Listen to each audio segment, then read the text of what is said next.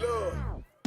You're now tuning in to BS Talk. She came to keep it 100, not the BS show. So listen to Queen Key. She here with some free game. No he say, no she say, but maybe a replay of the news, giving views, and she dropping shoes. Maybe even a couple tools that you can use. Yeah, cause there's a lot we need to talk about. So we gon' kick it like we chillin' at the barbershop. BS Talk. BS Talk. BS Talk. This is BS Talk. Yeah. BS Talk. BS Talk. Yeah.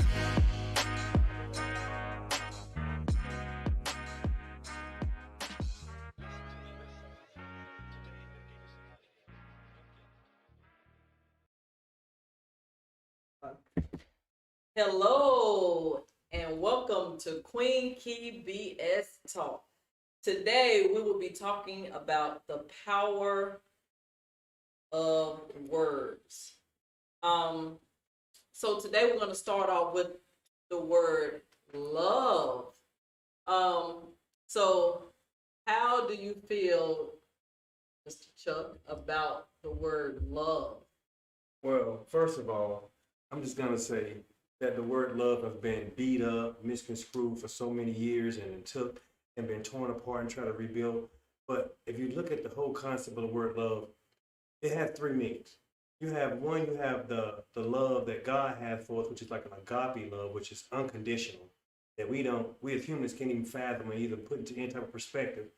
And then you have that LOVE love, which is supposed to be a matrimony between two people or a bond between a person like I love you. It's supposed to be unconditional, but yet I love you, but if you cheat on me, or if you do this, or if you do this, it's conditional.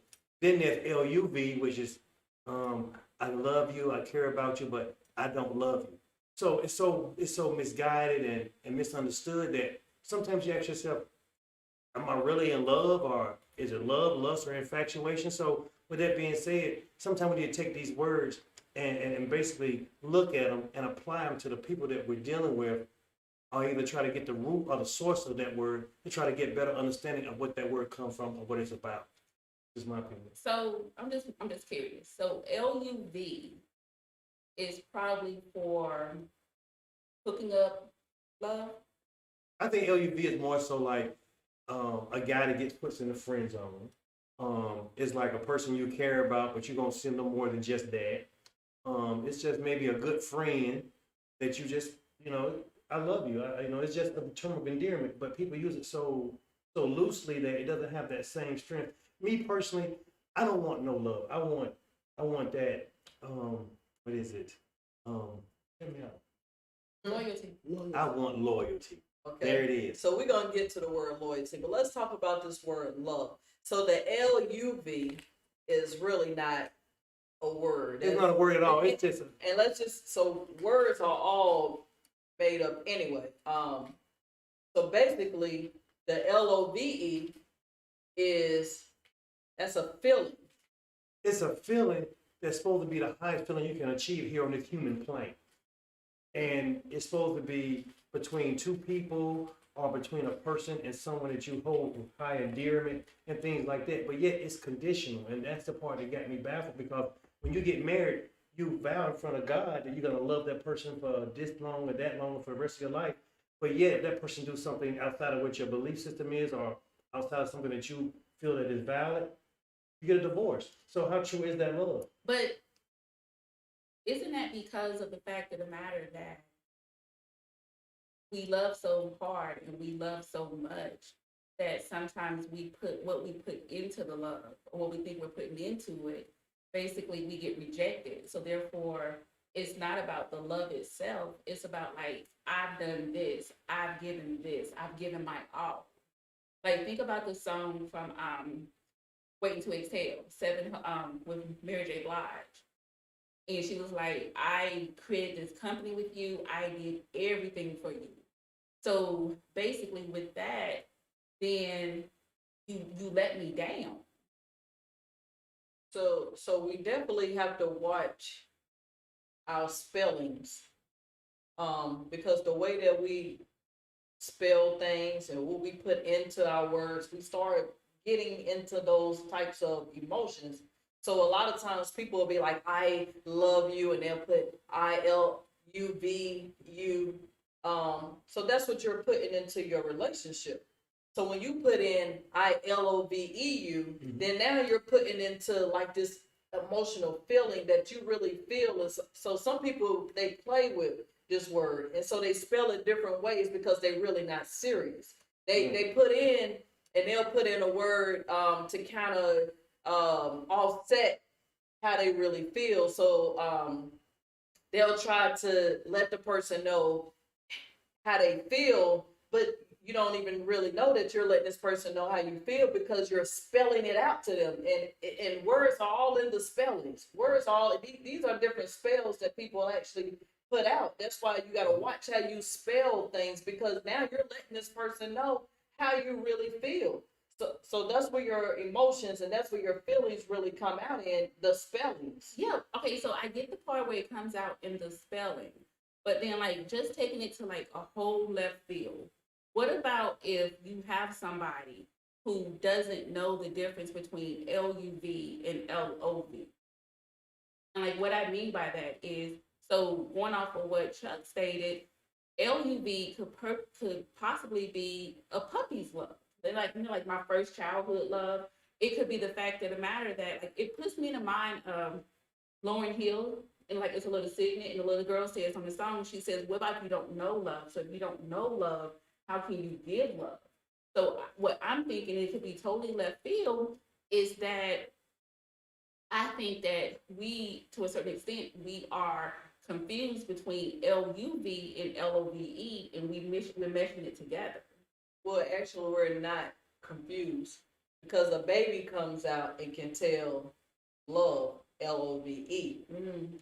We are actually caught up in our feelings, and we actually start to change the word because you don't even have to say a word. You actually, your feelings just come out. Actions speak louder than words. Yes, they just come out, and somebody, you don't even have to really actually tell somebody that you love them. They'll start feeling it, like they can feel that you love them. Me personally, not to cut you off, but I think that the word right between the process of the agape love that God has, which is unconditional, that we can never achieve on this physical plane.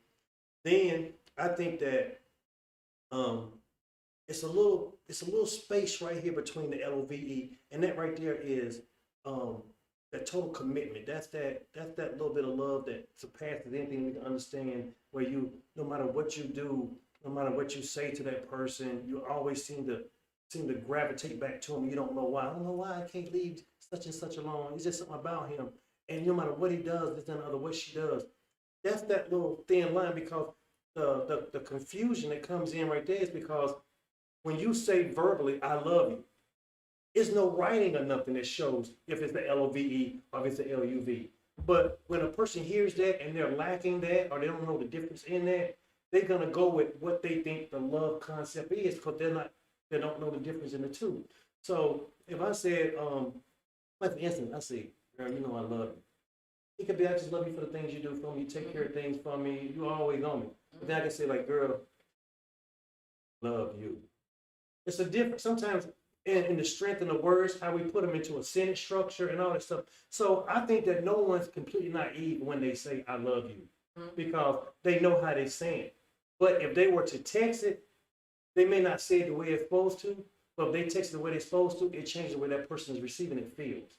But then they feel that the love has less meaning because of the spelling. And once you know the meaning, the differential in the spelling, and you know that one doesn't have the same weight as the other one, you start to feel that way of how that person really feels. So when you do that, then you look at the different words of that love on how this person treats you, how this person puts time into the effort of trying to make you happy, or this, that, and the other. Then you can see which one it really is if you don't know. Look at the words and look at the actions of the person. Then you'll know. So that person says they love you, and they treating you like the LUV, and they supposed to be LOVUing. How is that possible when you're feeling different than what they're telling you? So I think that it's more of an action thing if you don't physically know what the word means mentally. That's just my opinion. For those who don't know out there. So you think it's an action? It's an action. It's an Okay. action. Well, I'm gonna go to so my thing about love is I think love is a feeling. So we're gonna go to the action word, which the action to me is the loyalty. Mm-hmm. So I think a lot of people get misconstrued in the loyalty and in the love. So some people they like I love you, but they really this person ain't really loyal to you. Exactly. So they ain't really because somebody that's loyal to you showed you actions. They like you're gonna see it. I mean it's see because love. When I say I love you, it's a certain type of feeling that comes. Is that about one fuzzy feeling? Yes, but Does it most make people, you giddy? yes, Okay. it's because it's a feeling. Okay. So you're making me feel a certain kind of way. But when that action come in, that's that loyal. Mhm. Like, how do you feel about loyal? Because some people, shoot, they like I love you, but they never are really loyal to anything. Right. Okay, But- so go ahead. I'm sorry. No. Oh, now I want to hear what you got to say. No. Me, loyalty to me is bottom line. Because loyalty is the foundation to all those things in a relationship that you build on to. Because if you can love somebody all day long, but you'll cheat on them. But if you're loyal to that person, the last thing your mind comes to your mind is cheating on them because you see yourself in that. You know the ramification from that right there is not only going to affect that person, but you see yourself in that too. So that loyalty has that more of a significance Yes. than just love. Because love, the word is thrown around so much like this. Tell me another word that's equated with loyalty. Nothing. It's separate by itself. That's it. So, and it's meant to be that way. But you can take that love and throw it around so much that it doesn't have the same significance. Doesn't have that same weight or that same punch. If I say like I'm loyal to you, say, oh, you loyal. Then you have to look at that whole different thing from a whole different perspective. Because then you're dealing with a whole different strength of words. Yeah. So you definitely gotta watch that word loyal. Because you don't get that from a lot of different places. Like you don't get that from a lot of different people. So you don't hear it thrown around as much because you don't have too many loyal people. Okay, so but this is my question now. I don't think it's about being loyal. Okay, so basically, I just want to make sure I understand what both of you guys are saying. So John meets Jill, and she likes Jack, and she's really into Jack. But then she realized that along the way, like, okay, I'm okay. So I'm so sorry. Let me just take it a different way. Can you be loyal to someone and still fuck up? Because from what you're saying is that if loyalty is the foundation, so if loyalty is the foundation, there's no mix up. So I'm asking, like, can you be loyal and still mess up? I personally think that if you're loyal to someone, I think if you're loyal to someone, it leaves less room for error. Because you're taking into consideration a whole bunch of components. And when you take all those components in there, you're taking every single aspect of your relationship and what you feel for that person completely serious. So if you're loyal to that person, you can't see nobody coming at you saying it doesn't matter. It's like water on a duck's back, just run off because you know you're solidified with the person that you're with. But if you're in love with that person and it's wishy-washy, you ain't really sure what's going on, your eyes is never satisfied. You're gonna always look for that complete feelings. And I think loyalty gives you that complete feelings of being completely engulfed with whatever you're trying to feel as far as like on the love concept, as far as what I can perceive love is. Yes. So do you find a lot of people being loyal? No, they don't. It's hard to find that loyalty. You don't hear that word that often. You're not even gonna hear You know, that. because people know the strength in that word. They know, they feel like, I've been loyal to you all this long. How you been loyal to me when I tried this and other? And they can give you so many examples on why you're not. So they know what loyalty is. Yep. They just confused with the love part of it. So people throw around that word love a lot. But they will not play with that loyalty. They would like not play with their loyalty because it ain't too many people that are loyal. that. Not even in relationships, not in marriages, not in a lot of different relationships. Not even with your job commitments. It's just Loyalty goes across the board. It doesn't have to do with relationship. It has something to do with your commitment to things that you're tangibly attached to. Jobs, responsibilities, commitment. If you're loyal to those things, it brings the like everything out of you. And plus, you have to put yourself in a situation to be loyal to those things. Because if you so consumed with so much other stuff and your life is so full, I can't make a commitment to this, to that, and the other because then my loyalty is at stake. So then that word doesn't have the same signification as it would if it was, I'm just giving you a complete commitment to that. So just to make sure I'm understanding correctly, you have to be 100% involved and into it, correct? What, to be loyal? To be loyal, yes. Because what I'm asking is, It's a growth process. So, It's not okay, like, it's so- not just like you just wake up and say, I'm loyal to you. Yeah. I mean, it's like it's a growth process of seeing both people committed to one thing as becoming one as a union, and that loyalty locks and it's sealed. And when it's sealed, that's when you start to grow and mold into that one person. But that's what I mean. It's a gradual process, not just an overnight fix like that. You know, because because when you're loyal to somebody, that's a whole different type of love. Because with that being said, you see what makes them work, what makes them mad. It's not about you anymore. It's about y'all. Your verbiage change, your thinking change so you're submissive. to each other. You're submissive to each other. And to know we're submissive to loyalty. To that word. And try to fulfill it in its wholeness. So one Does that is, make any sense? yeah, so one is showing, and then which is loyal, and then you have the other one, which is love, which is a feeling. That is something that the person don't really know how you feel, but you show them that you loyal by actually showing. Mhm. That love thing is, you know how you feel deep inside. You know your feelings that's going on. You know how somebody make you feel. Like, you know that. But that loyalty is, now they know how you feel because they can actually see it. You're actually showing them. Right. So now you're being loyal. Shoot, they ain't even got to think about it. They're like, man, this person is loyal.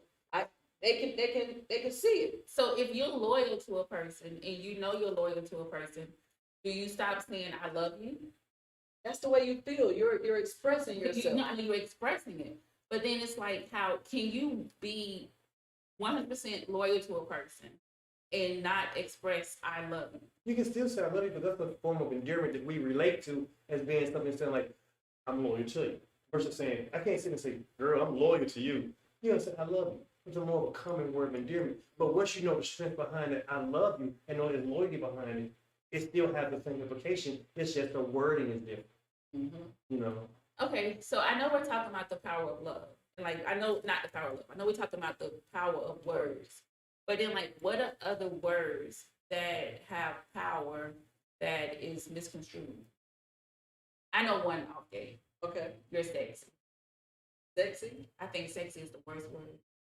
So why do you feel sexy is the worst word? Because I think about, like, when you think about a guy that's like approaching a girl, it's his way of trying to like break the ice and to tell the girl like you're sexy. That's his way of trying to say, hey, I'm feeling you. And I think like that's one of the worst words that people can approach somebody with and be like, hey, I just don't like it. And it's because like, just think about it. If I was to walk up to, if somebody, if like, take Chuck for example, if Chuck was to walk up to me and be like, damn girl, you sexy. In his way, he's giving me a compliment. But in my way, I'm like, get out of here. That's not cute. Where's the hey mom, how you doing? Like from like the old school song. So how you feel about that? Well, I'm gonna say it like this. First of all, you gotta take in consideration that people are influenced by music, TV, and things like that. So when you're around that, and taking consideration age groups and things like that, if he see you and he think you're sexy, he's gonna say, I think you're sexy. You don't set the mark for what you can and can't say to somebody. Now, if he came out your word and say, hey, B, of course that marks low because everybody can say it across the board. It's a But- female dog. As, And I'm just asking because it's I'm saying degraded, the word is me. degraded, period. So by Okay. him calling you sexy, it's considered him saying like, hey, sexy, how you doing? But to you, it's an insult.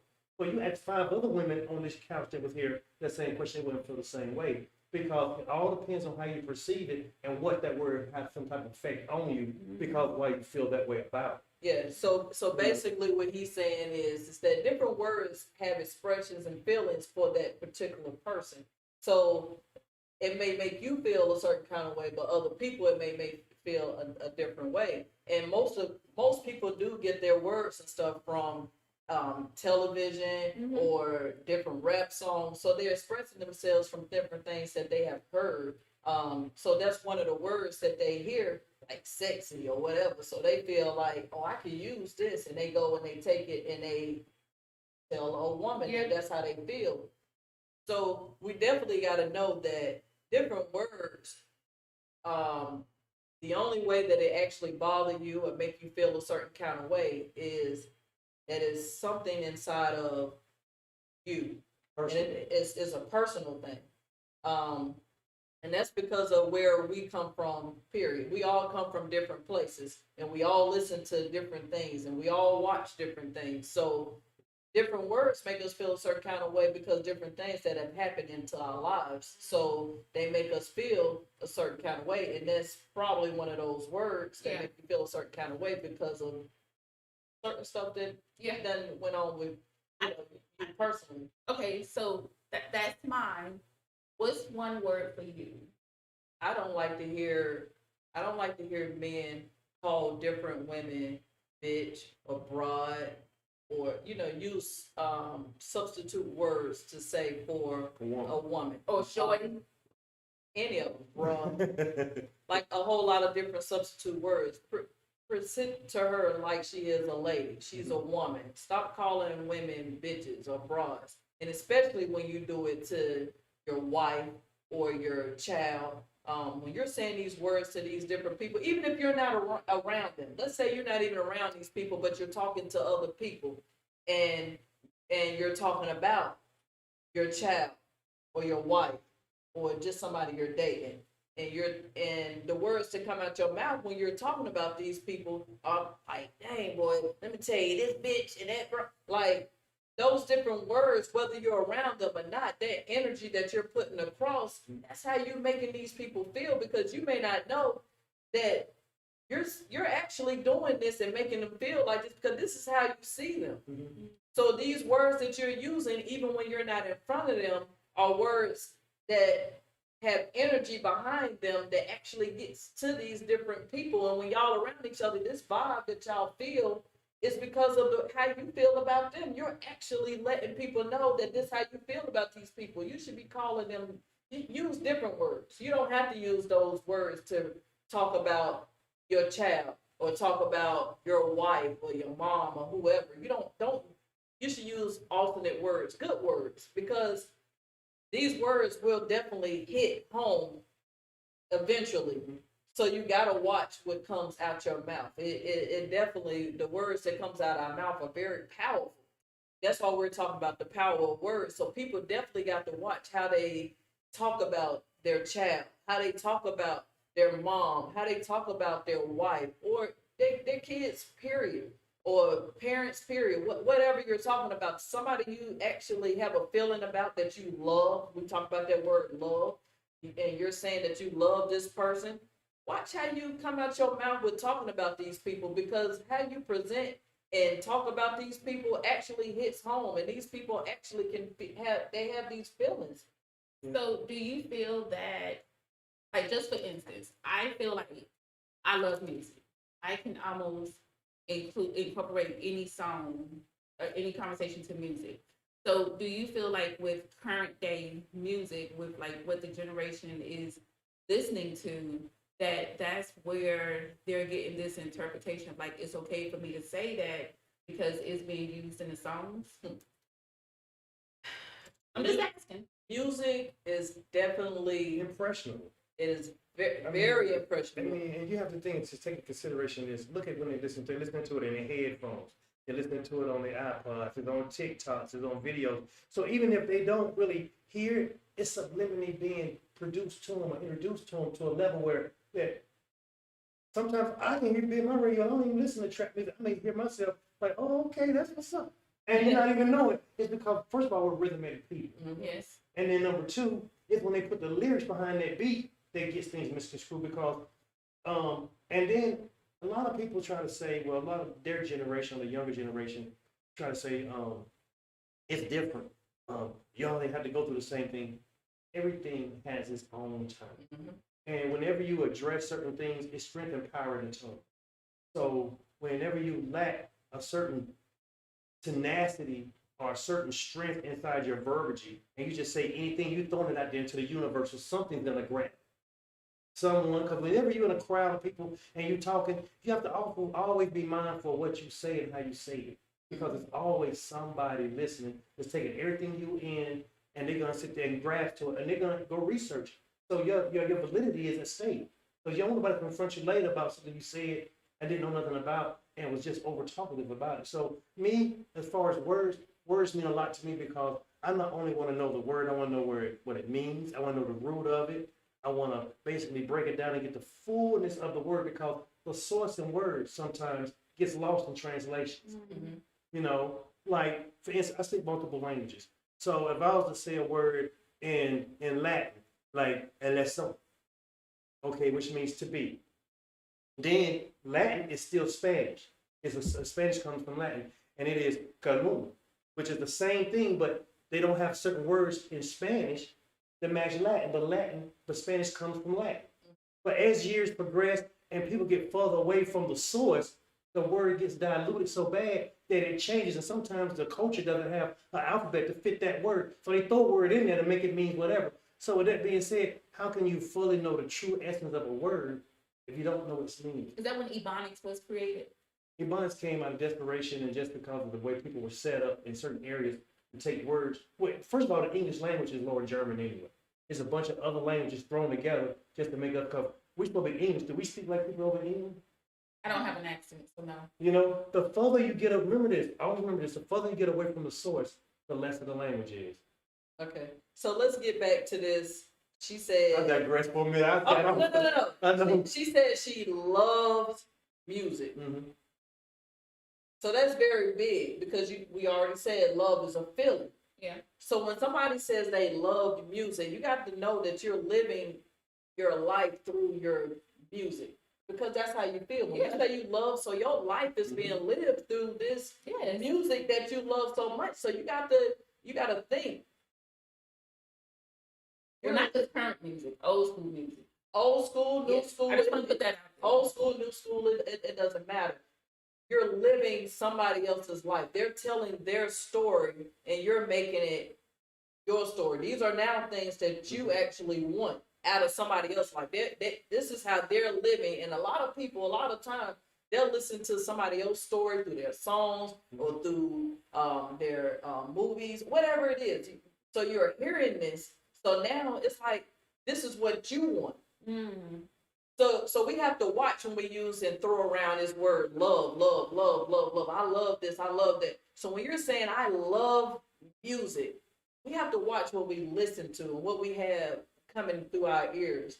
I think the most common, the most calmness music is to listen to like a jazz or some good meditation, I agree. something to get your mind totally off what's really going, like this stuff that's going on around. We're not in tune with the powers that we actually have and the things that we actually naturally can do with ourselves because we're too busy living somebody else's life. We listen to everything that's going on with everybody else through their songs or through their movies that we forget to actually learn and live through ourselves because we don't even know ourselves. I agree. You know, so when we talking about I love something that we listen to or that we watch, we actually are living through somebody else's dream, somebody else's life. But okay, so the big cake, best. Mary J. Blige. Mary J. Blige has the best breakup albums, CDs. Mm-hmm. If you're going through a breakup, if you're going through any type of heartache or anything, to me, Mary J. Blige has the best catalog. And I think it's because it's not living through their life. It's just that some artists are able to put their emotions and what they're feeling to paper. And like some of us are able to to relate to it. Like, okay, Future, I woke up in a Bugatti. In the beginning, I was like, one, what the hell is a Bugatti? And then I had to realize that what he was talking about was he upgraded himself, and now he changed his lifestyle. So it's kind of like the Jeffersons moving on up, where they started from here and now they're here. So that's Future's way of saying I woke up in a Bugatti is because he was here, now he's here. But going back to like, so some of these songs, and I'm just like, I cannot, I have to like go back to like 90s. But like, I think like the songs that I grew up listening to, they truly had a message. It was 100% relatable. And this was stuff like when Mary J. Blige made that one song, and she was like, your baby has eyes like you, and the girl don't came to the door and told me this your child. Or like when she came out and she was like, oh, Tony Braxton, 7 whole days, you can't come home.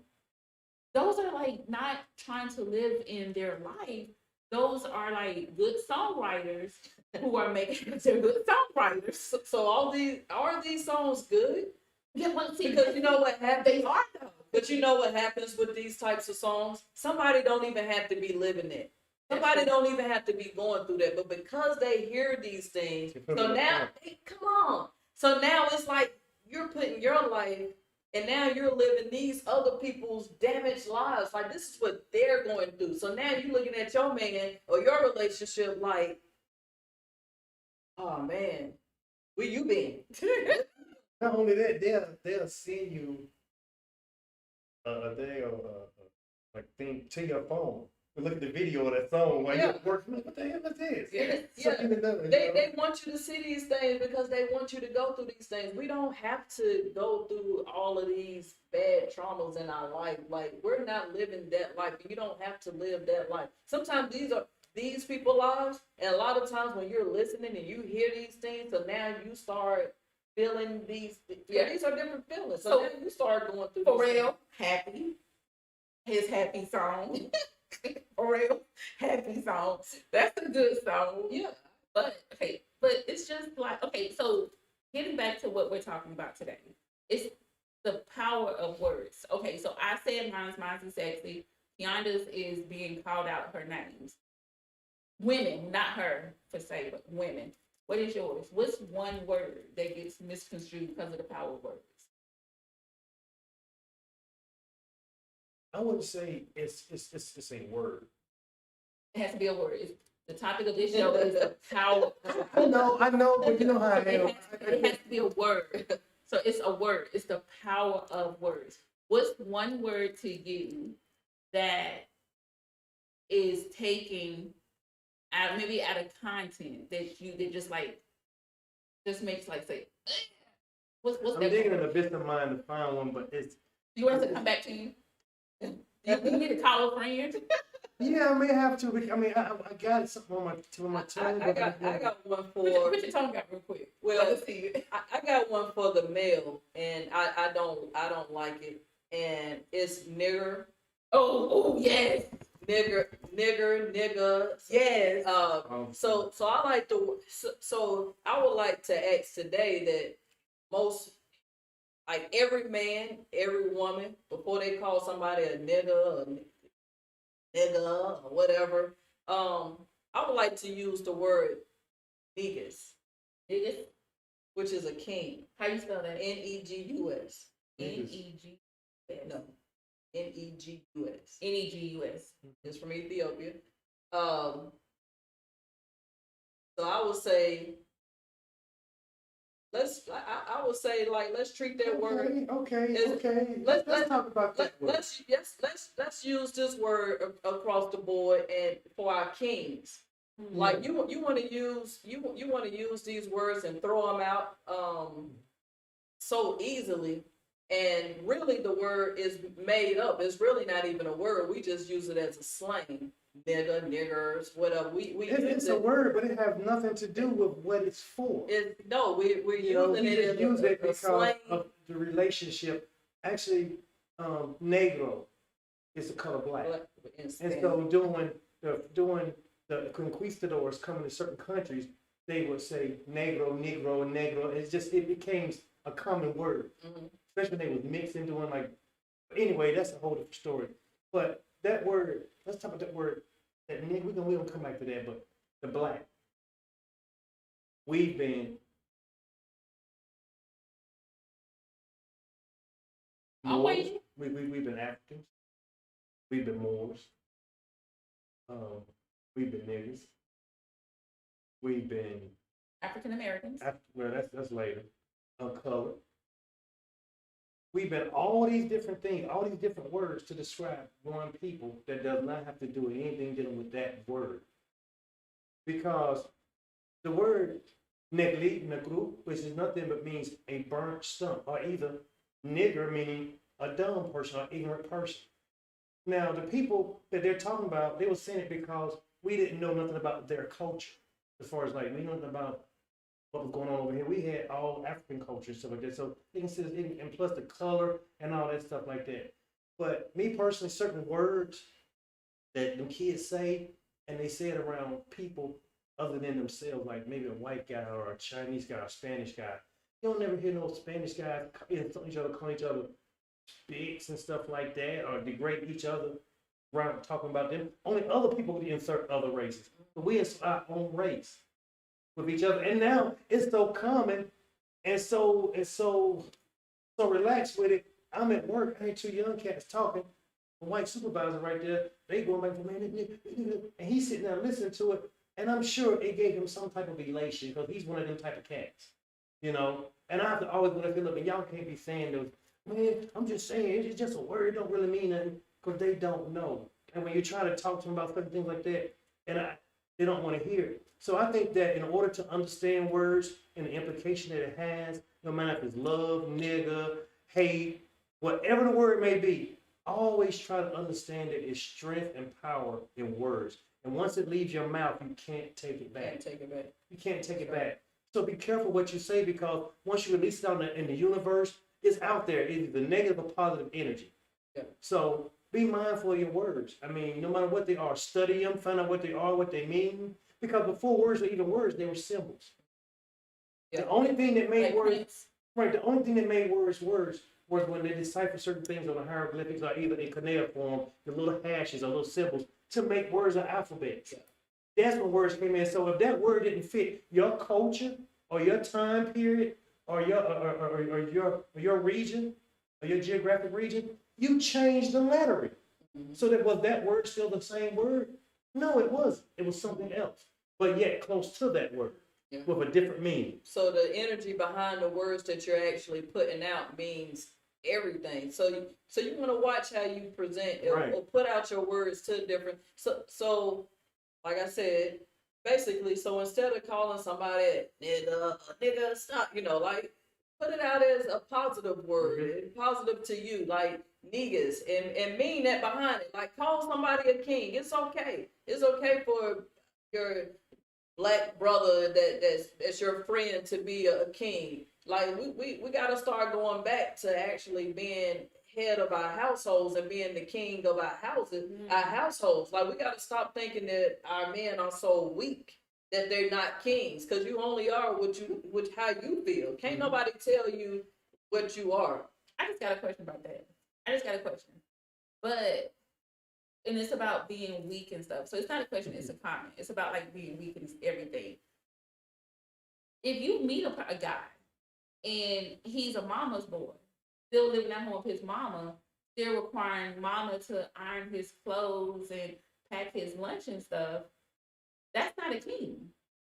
So is he really weak? Because see, weak is a strength. That it's like, well, you're not strong enough to pick this up. You're weak, So in your eyes, do you see him as he not strong enough to lift this up, or is he a king because he's a black man and it's like your job, his mama's job, and everybody else's job around him to uplift him and make this king feel like a king. And his job to actually put in the work. Sometimes we are so broken down from other people around us, like we throw around weakness so bad that we actually start making our black men feel like they are weak.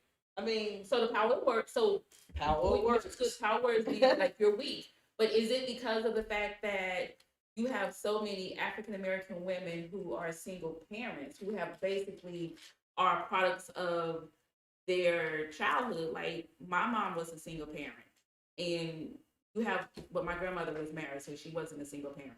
But then what I'm trying to get to is if I saw my mom doing X, Y, and Z, and then that makes me realize, okay, well, I need to step in and do X, Y, and Z, that I'm not really expecting to a certain extent for a man to step up because I've already been doing it. So in my eyes, So are you doing the same XYZ that your mom was doing? well, no, 'cause it's a different age now, but I'm doing like, Still the same thing. The age, the time frame. Yeah. Because sometimes, and this is the thing though, a lot of times people will look at their mama, look at their grandma, and they'll see that they were doing something. So now you're following that same cycle. You're living and doing, and you're in that same predicament because you're still doing the same thing that your mama was doing. She was single for a reason. well, Big And Mama do everything. So of course you gotta follow Big Mama lead. No, they're not always right. They're only going by the example that was set before Come them. on. So Same thing in the churches. With your great grandmother was a Baptist. Your uncle and aunt was a Baptist. It's only you about it. And you go against that grain, it's like you're the outcast in the family. So I mean, who gonna change the cycle? If you see something was wrong, your mama was a single parent, and now you're trying to do the same thing your mama was doing. Of course, you're gonna be a single parent. You're doing the same thing she was doing, so something wasn't right about what she was doing while she's single. Yeah. Like some things have to change. I ain't gonna say that everything wasn't right, but some things got to change. Sometimes you're single because you have seen certain things in your life, and So it's you're a mindset. You gotta change it. Okay. So in order to, with changing the mindset, it also comes with less backlash of calling African American men weak. How you gonna be with a man you keep calling him weak? because you're not gonna see him as being equal to you. First of all, you shouldn't be with no man you can't learn nothing from. Me personally, I don't think you should be with no guy you can't learn nothing from. Or Well, female. Or female. I'm not saying it. Yeah, I'm not doing it. I'm you saying just it from a mean- male perspective. Yeah, I get that part. But I'm just Okay. saying, though, because in Yeah. this day and age, we have to be open minded to the fact that some of us are not with men. I get that part. Well, I get that part. well, I just want to be difficult to you, sir. yeah, That's fine. but that's true. But still, in relationships, you still gotta go. You know through what? We didn't got off the- topic, and this from a whole different. It- it is- This right yeah. here. You know, it's juicy. I want to dive right into it. Time is up to ask, and plus we're on something else. It really is, and this could be another topic for Yeah. another day. And I don't want to jump into nothing else. But in conclusion to that, you got anything else to say that we can get back to what we was talking about? Power words. The power of words. The conversation's coming. Just know the relationship coming. But the power words is just if I had to say anything for the listeners or anyone out there viewing, just be mindful what you say, how you say it, when you say it, and how you say it, because you can't take it back.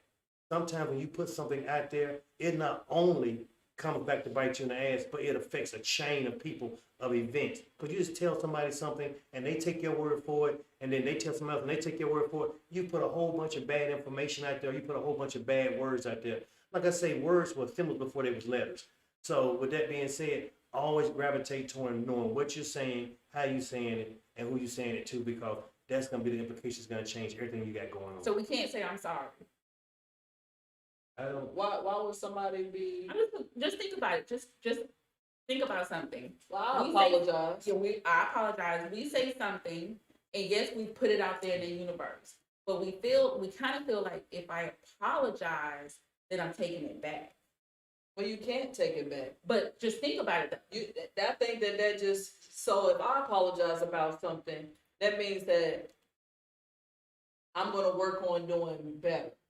Like I'm going to work on myself, and I'm going to show you that I didn't mean this. I can't take back what I did, but I'm going to make it better by changing and doing something different the next time. I'm not going to keep continuing to do the same thing that I did before. I don't want you to feel that way. I know that hurt you. So I'm going to try my best not to do that to you again. So once you know what you done put out hurt somebody, then you should change the way that you do it the next time. You shouldn't keep continuing to do that. Or your apology didn't mean anything. Your sorriness is No, that. don't put the two together. They're two different things. Yeah, Sorry, and apologize. that sorriness is Just sorry. sorry is if they make a mistake at the cash, you say, I'm sorry. That's it. You know, you don't have to apologize, but you just say, I'm sorry. Because sorry is a less form of endearment to I apologize. Apologize is a more sincere term for somebody that you actually care for or you're really sincere about.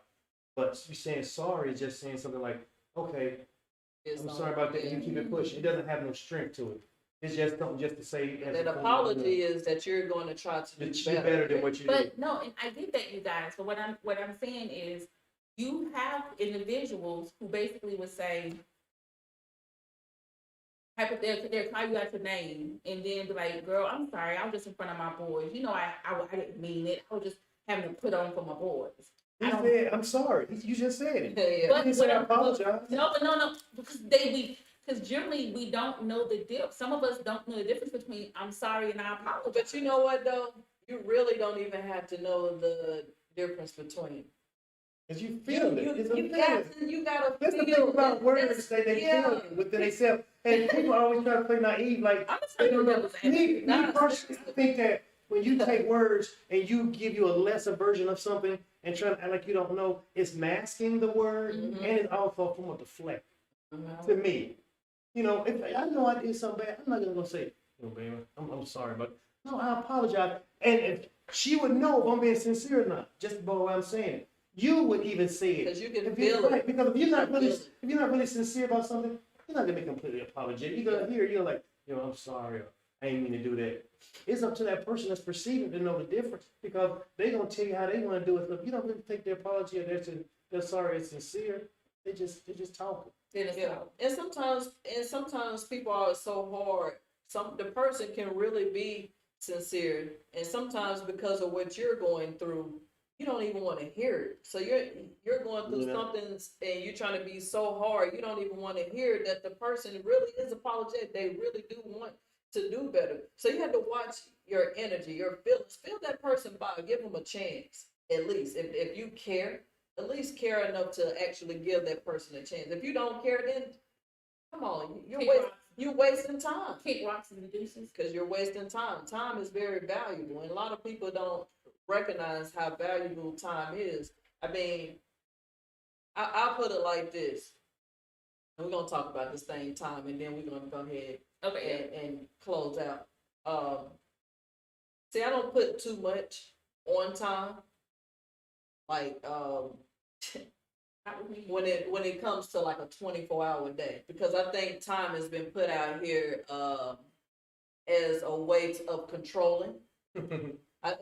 Yes. So I think time has been out here put out here for control. I don't think that we're the age that we're supposed to be and all of this stuff. I think, or the months, all of this stuff has been put out here for control.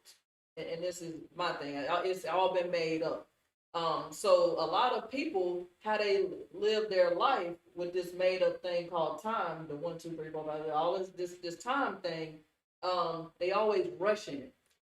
So like they like going somewhere. Yeah, It's gonna change. So, and that's how people feel. So we have to watch how we put in our time. Like, you definitely want to live. Yeah. Okay, so I just want to ask a question about what you just stated. Okay. Because something just like popped to my head. And when you're talking about with time and people putting like a limit on it, is it going back to like, well, we've been together for 5 years, when you plan on proposing now because we've been together for 5 years? Because that time gap has been put on. Like, I've done this with you for 5 years, so now you need to propose.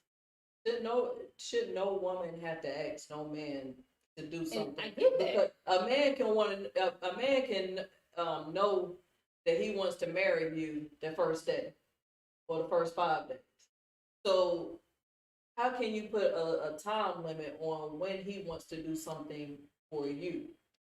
And I get that, but what I'm asking, because like you hear it so much, like, well, we've been together this long and he hasn't taken it to the next stage, and we haven't did this yet, and well, Jill did that, and Bobby did this. So is that what I'm talking about, like with the made up time? Because we're basically that's when looking at. that's when we go back into that radio. That's when we go back into that TV or the people we hang around. So now we want their lives.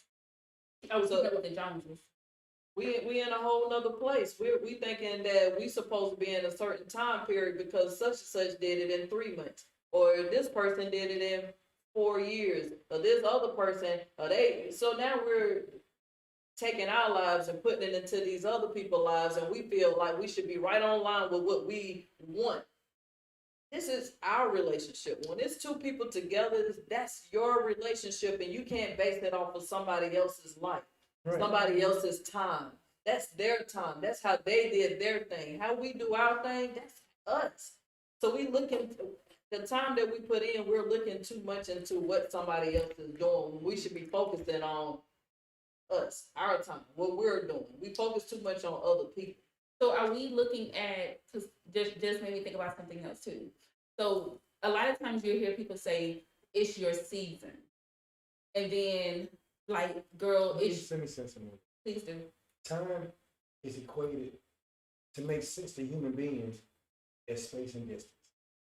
How long it take them to get to here Mm-hmm. to right there. Mm-hmm. And they put numbers in between it so it makes sense. Mm-hmm. Other than that, a lapse in a day and a night don't make no sense to nobody. It doesn't to birds, animals. It's just what you call adaptation to them. Mhm. But humans, we want to evolve above what's going on. So we want to make sense of space and distance. So we give it the word time. Time. Mhm. Okay. It take this time to get from here to there. My mom told me something when I was a kid, and she always said, Chuck, why you always want to get time? Why you want to get time? I said, I don't know, I just want to see how fast I am. She said, you know, I used to be the fastest girl in the world running one day. I said, what happened? She said, I was time. She was put into a category. So time, you fall between the space and distance. Everything in your life falls in a category, and it's time, in space and distance. That's the only way we can equate this thing called time is through space and distance. The distance it takes from get from here to right there. The time frame it takes from you to make a decision from here to right there. And humans try to use those words like I might, I think about it, I'm not sure, to try to suspend time, but it's steady moving. Even though it doesn't really exist on this card, it's just space and distance. It's always gonna be there, it's not going anywhere. But us humans, we try to use our teeny minds to try to calculate time, space, and distance to try to get a number system of equatancy to make it make sense. That's why we put a rush on everything. And now that you bring up like your mom with the racing thing, they timed her. A lot of these people that they so-called athletes, Mhm. they call them athletes, which means that they're athletic, but they're more than that. Yeah. And so we're dumbed down, and it's with our words. We remember words are very powerful. These athletes are out here that look like us. They are geniuses. Mm-hmm. These people, so we gotta call it what it is because these people don't even actually know that they're geniuses because they've been called athletes for so long. They don't even know that they're genius. When you can take a ball from behind your back, put it through your legs, everybody can't do that. And equating time, Come on, equate space and distance. come on. But see, they don't see it as that, but they see it as just being a form of entertainment, or they see it as being something Yes, to do. but that's But not they don't normal. they don't see the dynamics and the equation and all of that. Yes, that's not normal. It's not normal for somebody to Right. be able to do these things. Some of us, we have taken our minds to a whole nother different level to the point we can do some things that's out of this world. And it's more than what somebody call you. You got to see yourself as what you are. Mhm. And you got to start waking up every morning and calling yourself just that. So if you a genius, you call yourself every morning a genius. Every day when you wake up, you should be able to call yourself exactly what you are. Okay. And you need to be able to put that into your life. Speak it into existence. You can be whatever it is that you want to be. You got to speak that into existence. That's the power of words. Now, with that being said, Preach, Luther. Preach. since that being said, before we close out of every word in the English dictionary, no matter what it is, what's the best word that sums you up in your opinion? In my opinion, best word that sums me up, In your opinion. clean. Maverick. Free. Free. Well, you stuck for it? Yeah, because there's so many words. I just free because I'm like, I'm not even going into detail about what each one means to you. Yeah. But just know that every person out there has a tag. There's one word out there that best describes you. Find that one word that best describes you in your own opinion, no one else's, and see how it applies to everything you do in life. Make that one word apply to how you work with people, how you interact with people, how you are when you with your kids, how you are when you basically by yourself. Make that one word become who you are. Just don't be weak. Don't be weak. Thank you. So we're gonna close out on that note, and I would like to say thank you all for watching today. Like, subscribe, and comment. Yes. So stand for something or you'll fall for anything. Thank you guys. Have a good one.